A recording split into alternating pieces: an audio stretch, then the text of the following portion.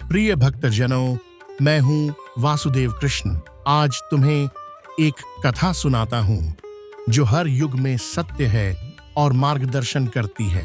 एक बार द्वारका में नारद मुनि मेरे पास आए। उन्होंने पूछा, हे माधव, जब मनुष्य कठिनाइयों से घिर जाता है, जब उसके चारों ओर अंधेरा छा जाता है, तब उसे क्या करना चाहिए?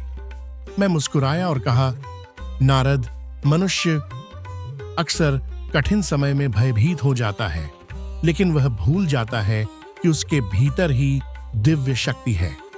जब भी धर्म की रक्षा और लोगों के मार्गदर्शन का समय आता है, तब मैं अवतरित होता हूँ। यही मैंने गीता में भी कहा है, परित्राणाय साधूनाम धर्म संस्थापनार्थाय च। नारद ने फिर पूछा, तो क्या हर समय मनुष्य को बस ईश्वर की प्रतीक्षा करनी चाहिए? मैंने कहा, नहीं नारद, प्रतीक्षा नहीं तो स्मरण करना चाहिए। जब मनुष्य हृदय से पुकार करता है, तब मैं उसके संकल्प और कर्म में उतर आता हूँ। जैसे अर्जुन के रथ पर मैं सारथी बना, वैसे ही हर भक्त के जीवन में मार्गदर्शक बन जाता हूँ। अब सुनो एक कथा। बहुत समय पहले एक साधक था। वह रोज नदी पार करके अपने गुरु के पास जाता था। एक दिन नदी में जल का प्रवाह बहुत तेज हो गया। साधक घबराकर बोला, आज मैं गुरुजी से नहीं मिल पाऊंगा। तभी उसके भीतर मेरी वाणी गूंजी, भय मत कर, मेरा नाम लो और कदम बढ़ा। साधक ने विश्वास किया और बोला, गोविंद, गोपाल कहते हुए नदी में उतरा। अद्भुत, जल शांत हो गया और मार्ग सरल बन गया।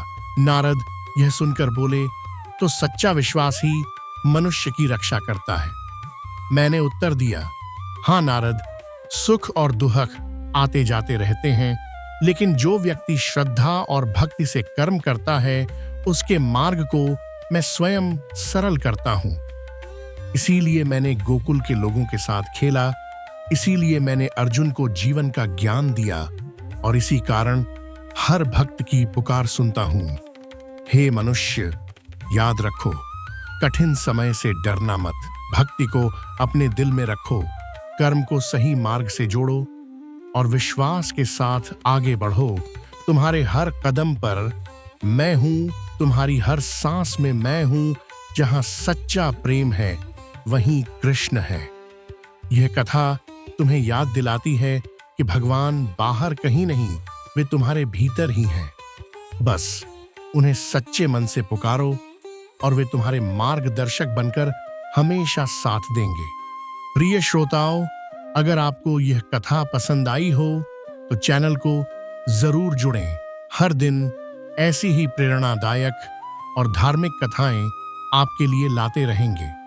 आपका सहयोग और आशीर्वाद ही इस यात्रा की सबसे बड़ी शक्ति है। धन्यवाद। जी श्री कृष्ण।